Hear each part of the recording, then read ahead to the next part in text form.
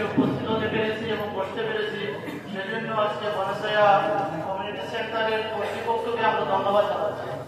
বনসাইয়া community centre কিন্তু ফেঞ্চুগঞ্জের প্রথম community centre, আর আজকে যারা নতুন আরেকটি, সেটাও ফেঞ্চুগঞ্জের জন্য প্রথম, ক্যাটারিং সিস্টেম তারা চালু করেছে, সেটাও ফেঞ্চুগঞ্জের জন্য প্রথম। আর ইজির ভাই উনি একজন বিজ্ঞ ব্যবসায়ী, আমি ব্যবসা সম্বন্ধে ওনার অভিজ্ঞতা আছে। আর আল্লাহ পাক রব্বুল আলামিন ব্যবসাকে হালাল করেছেন আর সুদকে হারাম করেছেন। আমি ইজির ভাইকে অনুরোধ করব যে উনি সততার, ব্যবসার মধ্যে যেভাবে সততার পরিচয় দিয়েছেন, এই ক্যাটারিংয়েও উনি সততার পরিচয় দেবেন। কারণ ব্যবসার মধ্যে আল্লাহ পাক রব্বুল আলামিন বারাকা রেখেছেন। নবী মুহাম্মদ রাসূলুল্লাহ সাল্লাল্লাহু আলাইহি ওয়াসাল্লাম তিজারত করেছেন, তাজির ছিলেন।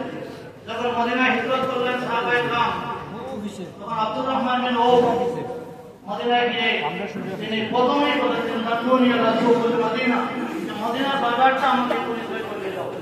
কারণ ব্যবসার মধ্যে আল্লাহ বারাকা রেখেছেন। ঠিক তদ্রূপ ব্যবসার মধ্যে আপনি এই অসৎ আচরণ করেন, আল্লাহর হাবিব মুহাম্মদ রাসূলুল্লাহ সাল্লাল্লাহু আলাইহি ওয়াসাল্লাম বলেছেন, মান কাশা ফালাইসা মিন্নি, যদি ব্যবসার মধ্যে কেউ ধোঁকা দেয় তাহলে নবী মুহাম্মদ রাসূলুল্লাহ সাল্লাল্লাহু আলাইহি ওয়াসাল্লাম বলেন তিনি আমার উম্মত নয়।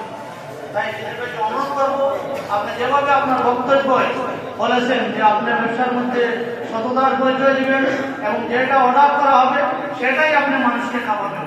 আমি অনুরোধ করবো ইনশাআল্লাহ আপনি আপনার সততা রক্ষা করবেন। ব্যবসার মধ্যে প্রথম জিনিস হচ্ছে কোয়ালিটি এবং কোয়ান্টিটি। যদি আপনি জিনিসগুলি ঠিক রাখেন তাহলে অবশ্যই বনসাইয়ার মধ্যে আগে মানুষ প্রথম যে সেন্টার ছিল সেটা থেকে অনেক সেবা নিয়েছে।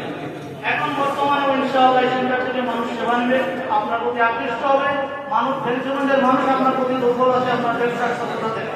আপনি যদি সততার পরিচয় দিয়ে ক্যাটারিং সেন্টার পরিচালিত করেন তাহলে অবশ্যই ইনশাআল্লাহ এই ক্যাটারিং, এই বনসাইয়া ইভেন্ট এবং ক্যাটারিং সেন্টার আপনার উত্তর সাফল্য লাভ করবে। তাই আমি সবাইকে অনুরোধ করবো, আজকে আমরা যেখানে যারা অতিথিবৃন্দ উপস্থিত হয়েছে, আমাদের কাজ হচ্ছে ওনাদেরকে সহযোগিতা করা।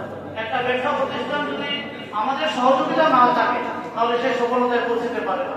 অবশ্যই আমাদেরকে সহযোগিতা করতে হবে।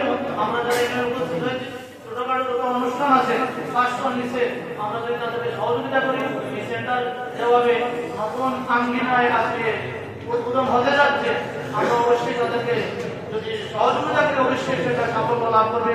তাই সবাইকে আমি আজকে প্রোগ্রামে উপস্থিত হয়ে আমাদের প্রোগ্রামকে সুন্দর করার জন্য সবাইকে ধন্যবাদ জানিয়ে আমার কথা শেষ করছি। আসসালামু আলাইকুম ওয়া রাহমাতুল্লাহি ওয়া বারাকাতুহু।